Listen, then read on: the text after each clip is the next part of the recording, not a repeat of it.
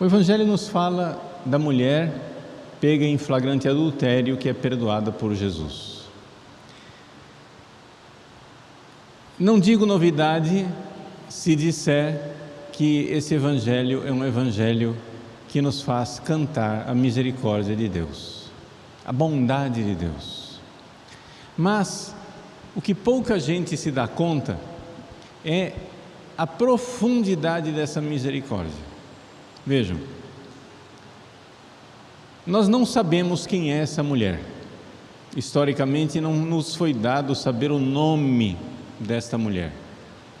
Naquele famoso filme da Paixão de Cristo, do Mel Gibson, o Mel Gibson identifica essa mulher como sendo Santa Maria Madalena. Nós não sabemos, o Evangelho não nos diz, e nem a tradição identifica necessariamente as duas mulheres. O que acontece é que, se nós olharmos para o que Jesus fez, Jesus pegou uma mulher que não estava somente sendo condenada ao apedrejamento. Vejam, o adultério, segundo a lei do povo de Israel, era punido com apedrejamento, com uma pena de morte. Mas, embora hoje nós não tenhamos a pena de morte para os adúlteros, a pena divina continua a mesma, que é muito pior do que o apedrejamento. São Paulo nos recorda: os adúlteros não entrarão no reino dos céus. Ou seja, morrer apedrejado é nada diante da tragédia de nunca vermos a face de Deus, nunca enxergarmos Deus face a face e sermos jogados no fogo eterno do inferno. Essa é a primeira coisa. Jesus, claro, salvou aquela mulher do apedrejamento, mas muito mais. Jesus salvou aquela mulher do fogo eterno, da condenação do inferno. E não somente isso. Jesus, ao perdoá-la, como faz a todos nós quando Ele nos perdoa, chamou essa mulher para a santidade. Meus queridos,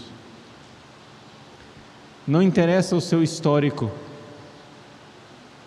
não interessa o que você aprontou na sua vida passada. Você pode ter cometido os maiores crimes e as maiores perversões. Você pode até merecer a condenação dos tribunais civis.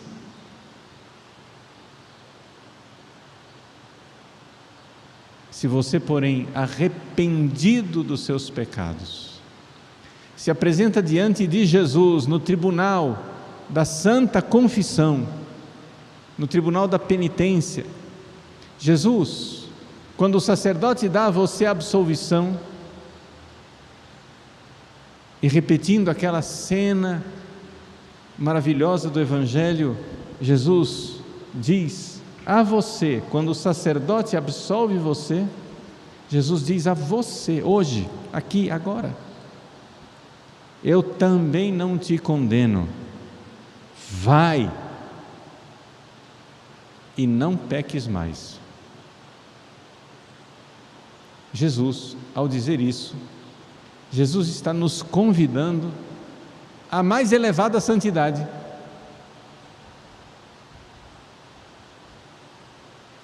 E é aqui que pouca gente se dá conta disto. Nós não sabemos se aquela pecadora que estava por ser apedrejada era Santa Maria Madalena. O Evangelho não nos diz. Mas o Mel Gibson achou interessante que fosse a mesma mulher. E sendo ou não a verdade histórica de que sejam as mesmas mulheres, a mesma mulher, uma verdade teológica está lá, e o Mel Gibson está chamando nossa atenção para ela, que é o fato de que uma pecadora que merecia o inferno é chamada por Cristo para ser uma grande santa.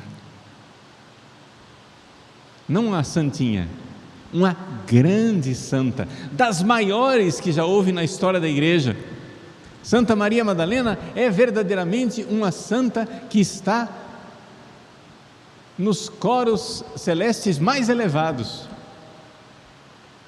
Alguns santos dizem, nós não sabemos se é verdade, que ela estaria sentada no primeiro lugar no coro das virgens. Tal a pureza que ela alcançou com o seu arrependimento.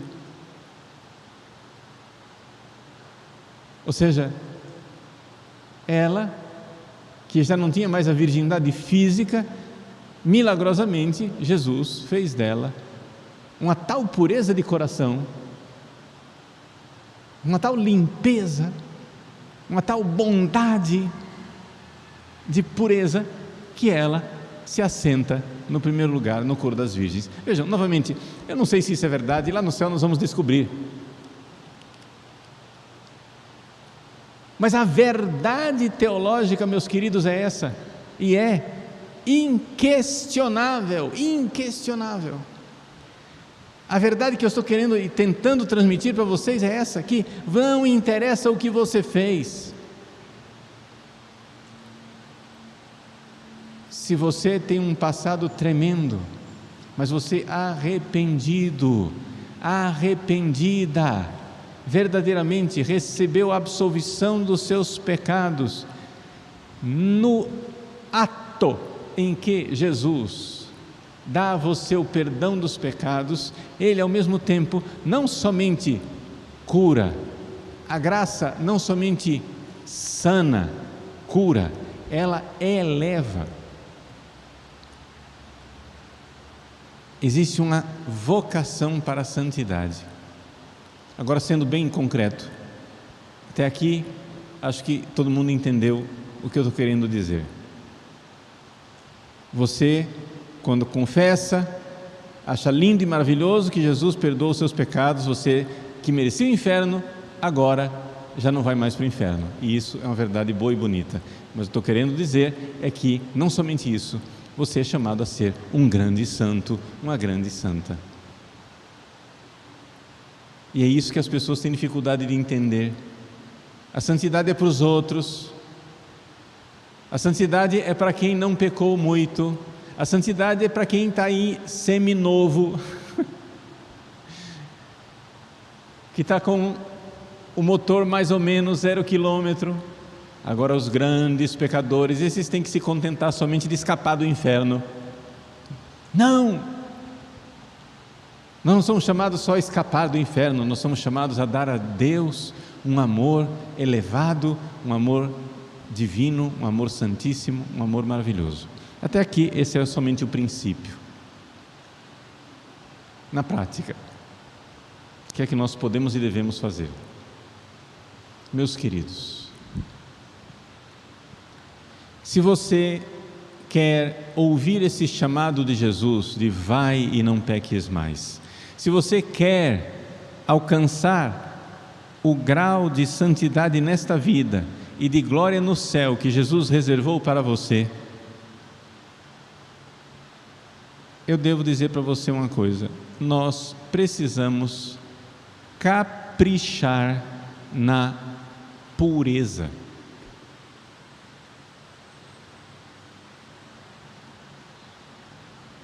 Isso é uma das coisas que as pessoas não entendem. Os vários mestres espirituais nos ensinam isso, mas não somente.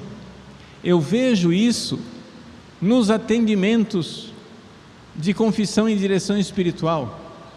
As pessoas que, embora tenham um passado impuro, ao se converterem, verdadeiramente assumem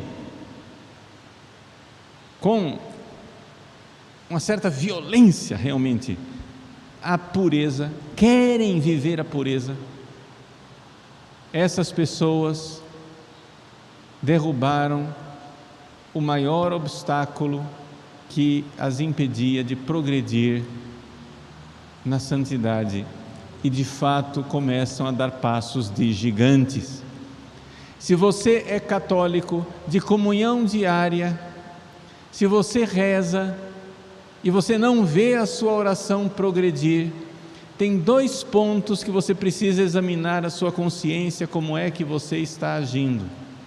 Se você está sendo meticuloso na pureza e na paciência. Hoje eu estou falando da pureza. Um outro dia, numa outra ocasião, podemos falar da paciência. Mas essas 2 coisas são realidades que, uma vez que você trabalha isso daí, você começa a dar passos de gigante interiormente. A oração, ela destrava, ela vai para frente. Qual é a miséria? A miséria das pessoas é que as pessoas querem parar de cometer os pecados graves, e isso já é uma coisa boa, mas só querem isso, ou seja, deixam de cometer os pecados graves contra a castidade, pensamentos impuros, consentidos,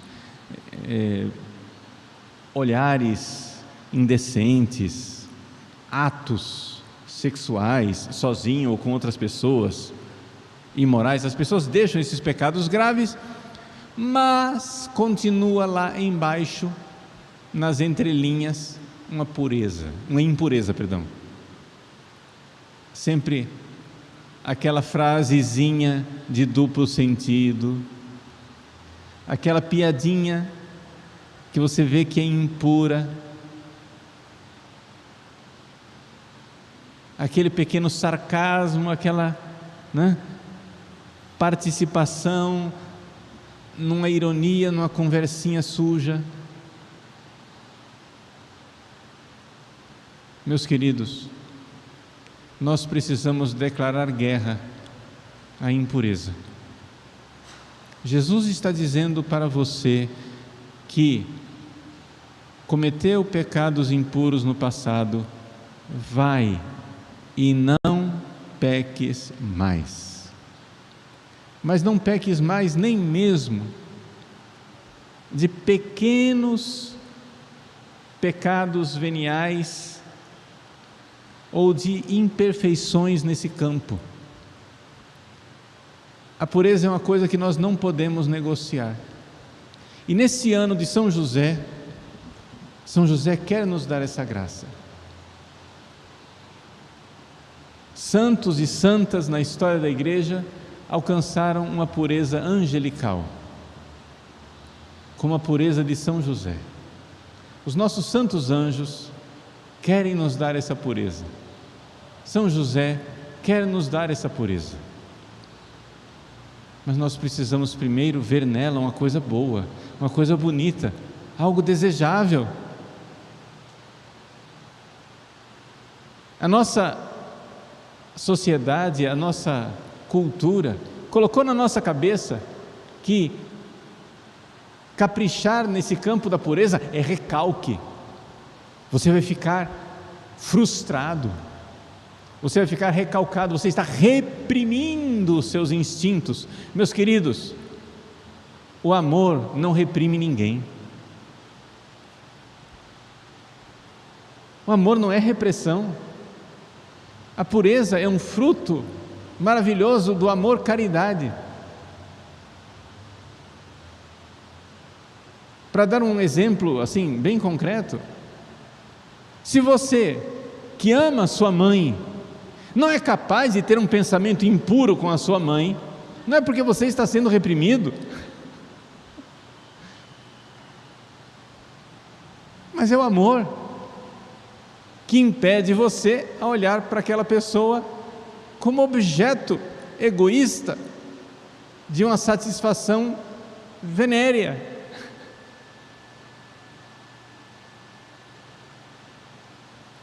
Meus queridos, a pureza, ela brota da caridade e do amor. O olhar de Cristo para aquela pecadora. Quando Jesus olhou para a pecadora e disse: nem eu te condeno, vai e não peques mais. Aquele olhar de amor deve ter atravessado a alma daquela mulher, de tal forma que ela nunca mais teve um pensamento impuro sequer. O mínimo desejo.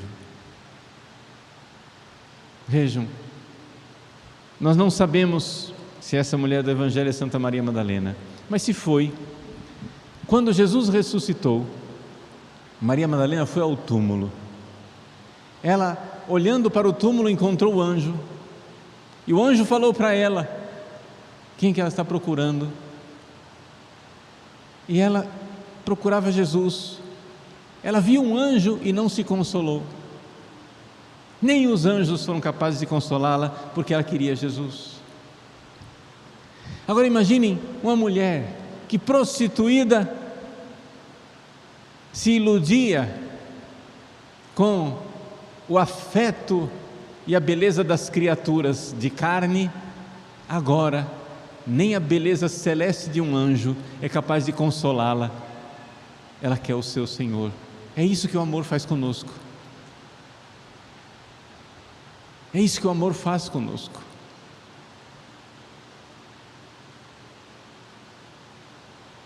Non est qui consoletur eam. Não há quem consiga consolá-la. Não existe. A alma que ama a Deus, ela é pura, porque é cheia de amor, porque é levada pelo amor. Não é repressão, não é recalque, não é frustração, é simplesmente a liberdade de quem ama. Qua libertate Christus liberavit nos. Cristo nos libertou para a liberdade. Foi para a liberdade que Cristo nos libertou, a liberdade de amar. Vamos então pedir a Deus este amor, esta caridade por Cristo, sendo meticulosos na pureza. Saia desse atraso de vida, de querer ficar negociando a pureza. É um atraso de vida. E não faça isso nem por recalques, nem por moralismos, nem por repressão. Faça isso por amor, porque os puros verão a Deus. Haverá um progresso espiritual se você puser abaixo essa barreira que impede de ver a Deus. Assim como os véus que hoje cobrem nesse tempo da paixão as imagens de nossas igrejas e serão retirados, o da cruz na sexta-feira santa e das outras imagens no sábado santo, assim também aqueles que forem puros, lhes será retirado do coração o véu que os impede de ver a Deus. Vivamos isso, peçamos isto, acreditemos e esperemos no amor. O Senhor esteja convosco. Abençoe-vos o Deus Todo-Poderoso, Pai e Filho e Espírito Santo. Ide em paz, e o Senhor vos acompanhe. Ave Maria.